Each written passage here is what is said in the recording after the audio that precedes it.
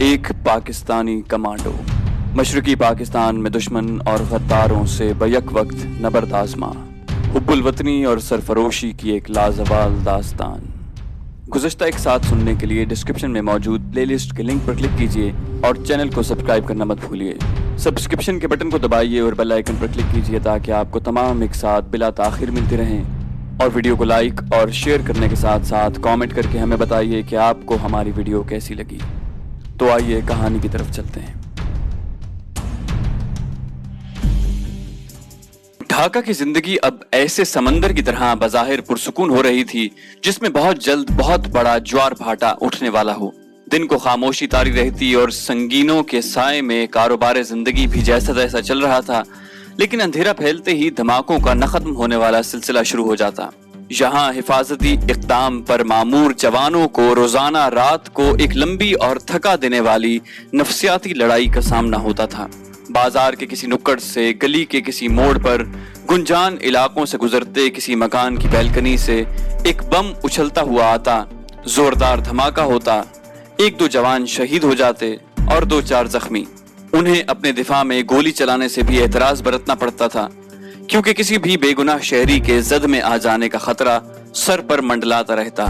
اس کے علاوہ head quarters کی طرف سے سخت احکامات تھے کہ بغیر اجازت علاقہ کمانڈر کے ہم کسی بھی مکان میں گھس کر اس کی تلاشی نہیں لے سکتے تھے۔ اس حد سے بڑی ہوئی احتیاط پسندی نے ہمیں بڑا نقصان پہنچایا، اور آگے چل کر یہی احتیاط پسندی ہماری تباہی کے تابوت میں آخری کیل بن کر ٹھک گئی، کیونکہ بھارتی چھاتا بردار فوج کو جس نے ڈھاکہ پر لینڈنگ کی تھی، مقامی آبادی نے اپنے گھروں میں چھپا کر خفیہ راستوں کے ذریعے ہم پر حملہ آور ہونے کے مواقع فراہم کیے تھے۔ رات کو میس میں کھانا کھاتے ہوئے میرے اردلی نے کسی ملاقاتی کی آمد کا مژدہ سنایا۔ ان حالات میں کسی ملاقاتی کی آمد ہمارے لیے واقعی مژدہ بن گئی تھی۔ اس طرح ہمیں ماحول کی یکسانیت سے کچھ حد تک تو چھٹکارا نصیب ہوا تھا۔ میں نے جلدی دو چار نوالے نگلے اور اپنے کمرے میں پہنچا تو ایک نوجوان جس کے سر پر پٹی بندھی تھی میری چارپائی پر بیٹھا ایک انگریزی رسالے کی ورق گردانی کر رہا تھا۔ میری آہٹ پر اس نے نظریں اٹھائیں تو میرے منہ سے بے اختیار نکلا عثمان۔ علی بھائی کہہ کر اس نے اپنی باہیں پھیلا دیں۔ ہم دونوں ایک دوسرے سے دیوانہ وار لپٹ گئے۔ کلکتہ کے بعد یہ ہماری پہلی ملاقات تھی۔ عثمان کے سر پر بندھی پٹی کی طرف اشارہ کر کے میں نے دریافت کیا، خیریت؟ کچھ نہیں، 6 ٹانکے لگے ہیں، بس قسمت اچھی تھی، گولی پھسلتی ہوئی نکل گئی، ورنہ تو کوئی کسر باقی نہیں رہی، اور جہاں اب پٹی بندھی ہے وہاں آپ کو روشن دان دکھائی دیتا۔ اس نے مسکراتے ہوئے کہا۔ کب واپس لوٹے؟ میں نے کرسی پر بیٹھتے ہوئے پوچھا۔ آج، ابھی، شاید کل پرسوں تک پھر ہمیں واپس جانا ہوگا۔ ہم دونوں نے ہی کلکتہ کے متعلق کوئی گفتگو نہ کی، کیونکہ اب عثمان کو میرے بزنس کے تمام آداب سے آگاہی ہو چکی تھی، اور وہ بخوبی جانتا تھا کہ کون سی بات کا جواب میرے پاس ہے اور کس بات کا نہیں۔ میں نے بھی بجائے جنگی صورتحال پر تبصرہ کرنے کے اس سے عام گفتگو کرنے کو ہی ترجیح دی۔ بالآخر گھوم پھر کر ہم دونوں اس بے رحمانہ موضوع کی طرف آ گئے کہ سوائے اس کے کہنے سننے کو اور رہ ہی کیا گیا تھا۔ رات گئے تک عثمان چھاؤنی میں میرے پاس رہا۔ رات کو جب اس علاقے کی طرف ایک پیٹرول پارٹی گشت کرنے گئی تو میں نے اسے بھی ان لوگوں کے ساتھ بھیج دیا، کیونکہ اس حالت میں اس کا زیادہ دیر تک بے آرام رہنا صحت کے لیے مضر تھا۔ میں نے اسے اگلے دن ڈھاکہ میں موجود رہنے کی صورت میں صبح ملنے کا وعدہ کیا تھا۔ اس کی خواہش تھی کہ چونکہ ہم کافی دیر کے بعد اکٹھے ہوئے ہیں، اس لیے دوپہر کا کھانا کم از کم اکٹھے کھائیں۔ خیریت گزری کہ اس رات میری کوئی ایمرجنسی ڈیوٹی نہ لگی، صرف رات کے آخری پہر مجھے گشت پر نکلی پیٹرول پارٹیوں کی فائنل رپورٹ تیار کرنی تھی۔ صبح اپنے افسران کو اپنے اگلے ٹھکانے کی اطلاع دے کر، تاکہ میرے لیے ایمرجنسی پیغام کی صورت میں وہ لوگ مجھ سے وہاں رابطہ قائم کر لیں، میں عثمان کے گھر کی طرف روانہ ہو گیا۔ جیپ میں نے حسب سابق گلی کی نکڑ پر کھڑی کر دی تھی اور خود وہاں سے اتر کر پیدل ہی ان کے گھر کی طرف چل دیا۔ گھر سے کچھ فاصلے پر ہی میں گھر کے باہر ہجوم دیکھ کر ٹھٹک گیا۔ یا الہی خیر! بے اختیار میرے منہ سے نکلا اور میں تیزی سے ہجوم کے درمیان راستہ بناتا اس طرف چل دیا۔ کیا بات ہے، کیا ہوا؟ میں نے دروازے کے باہر سسکیاں لیتے ایک رضاکار سے دریافت کیا جو عثمان کے ساتھ کئی مارکوں میں حصہ لے چکا تھا۔ اس نے رندھے ہوئے گلے سے کہا کہ چاچا کو مکتی باہنی والوں نے مار ڈالا۔ حیرت سے میں اس کا منہ دیکھتے رہ گیا۔ یقین نہیں آتا تو جا کر خود دیکھ لیجئے۔ ایک بوڑھے بہاری نے مجھے کندھے سے تقریباً جھنجھوڑتے ہوئے خاصے طنزیہ لہجے میں کہا۔ ان کے خیال میں जैसे उस्मान के वालिद की मौत भी हमारी लापरवाही से वाक़ हुई थी। मैंने दरवाज़ा खोला, राहदारी में उस्मान पर नजर पड़ी। चाचा की लाश वहीं रखी थी। चारपाई के पाए से लगी माँ बेटी उस पर नौहा कुना थी। लाश के मुंह पर कपड़ा पड़ा था। मुझ पर नजर पड़ते ही उस्मान अली भाई कहकर तेजी से आगे बढ़ा और मुझसे लिपट गया। वो मर्द आहन जो मौत की आंखों में आंखें डालकर हमारे संग संग एक तवील अरसे से मौत की शाहराह का मुसाफिर था, जो बढ़ चढ़ कर हर खतरनाक मुहिम के लिए खुद को रजाकाराना तौर पर पेश करता था, जिसकी आंखों के सामने सैकड़ों लोग एड़ियां रगड़ रगड़ कर मरे थे, जो खुद कई मर्तबा मौत के मुंह से बाल बाल बच निकला था। आज वही बिहारी वतन परस्त बच्चों की तरह सिसकियां लेकर मेरे गले से लिपटा रो रहा था। जालिम मुक्ति बाहिनी के दरिंदे बिलाखिर अपने इंतकाम की प्यास किसी हद तक बुझाने में कामयाब हो चुके थे। उस्मान के हाथों उन्होंने बार बार जिक उठाई थी। वो न जाने कब से इस मौके की तलाश में थे कि उससे अपना इंतकाम लें।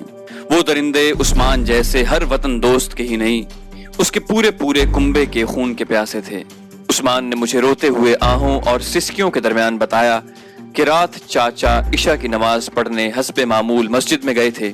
जब काफी देर तक वो वापस ना आए तो घर वालों को फिक्र दामनगीर हुई, लेकिन उस्मान ने उन्हें तसल्ली करवा दी, क्योंकि चाचा का ये मामूल था कि वो नमाज के बाद नवाफिल पढ़ते और तमाम नमाजियों के घरों को रुखसत होने के काफी देर के बाद घर वापस लौटते।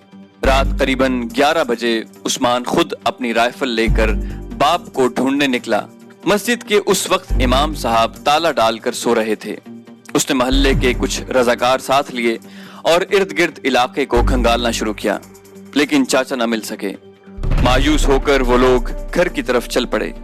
मुक्ति बाहिनी ने अब तक 2-3 मरतबा उस्मान के घर पर हमला किया था, लेकिन सिवाय एक हमले के जब अमित सरकार वहां घुस आने में कामयाब हो गया था, उन्हें कोई और कामयाबी नसीब न हुई और उन्होंने इब्तदाई हमले में ही ऐसी मुंह की खाई कि दुम दबाकर भाग निकले। उसके बाद से वो लोग उनकी ताक में थे। उनकी कोशिश थी कि किसी न किसी तरह उस्मान या उसके वालिद जिंदा उनके हाथ आ जाएं तो उन्हें अजियत देकर मौत की नींद सुला दें।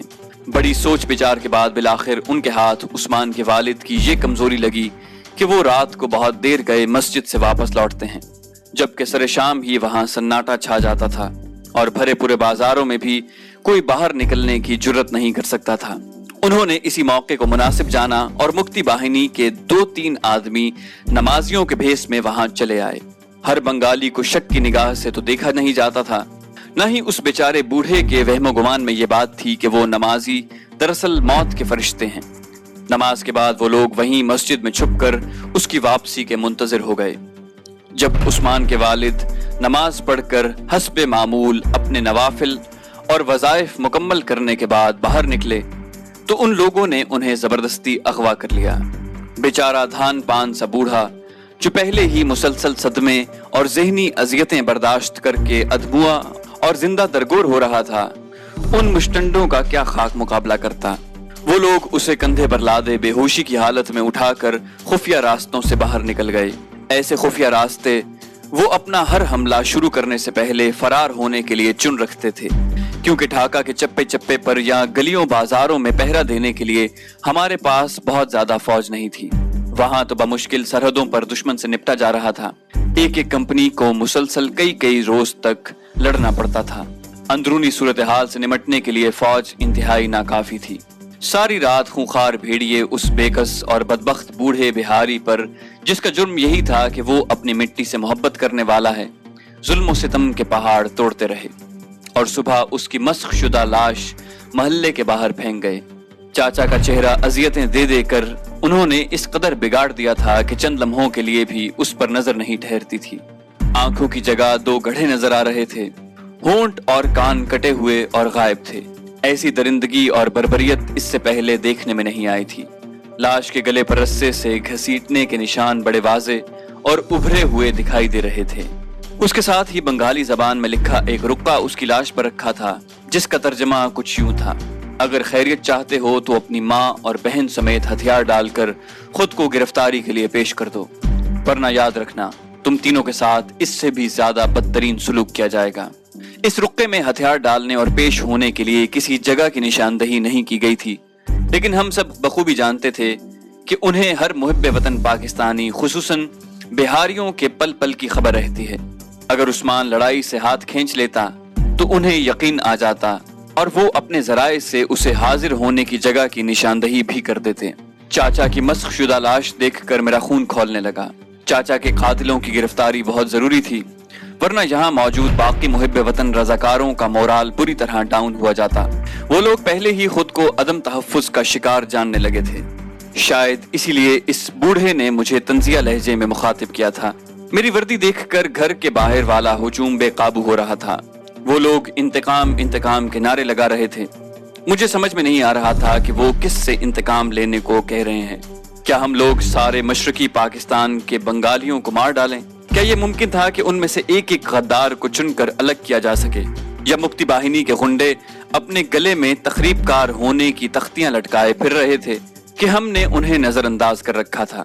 ये लोग आखिर हमें क्यों कसूरवार जान रहे थे? हम भी तो उनकी तरह मजबूर थे। मजबूर। मैंने उस्मान को तसल्ली दी और मर्दाना वार हालात का मुकाबला करने की तलकीन की। हालांकि ये तिफल तसल्लियां देने वाली बात थी।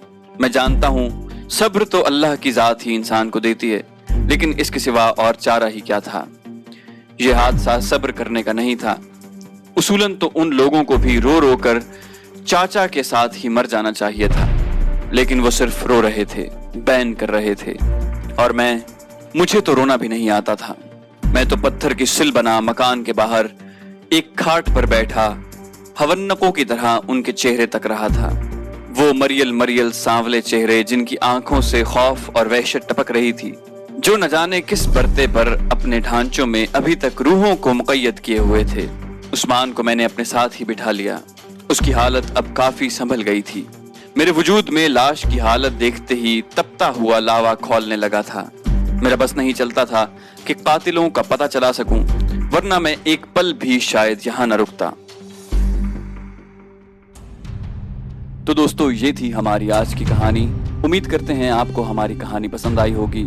जाने से पहले इस वीडियो को लाइक और शेयर करना मत भूलिए, और अगर अभी तक आपने हमारे चैनल को सब्सक्राइब नहीं किया तो इसे सब्सक्राइब कीजिए, ताकि आपको हमारी तमाम कहानियां बिला ताखिर मिलती रहें। और कमेंट करके हमें बताइए कि आपको ये कहानी कैसी लगी। हम इस सिलसिले की मजीद किस्तें लेकर जल्दी हाजिर होंगे। अपना बेहद ख्याल रखिएगा। अल्लाह हाफिज।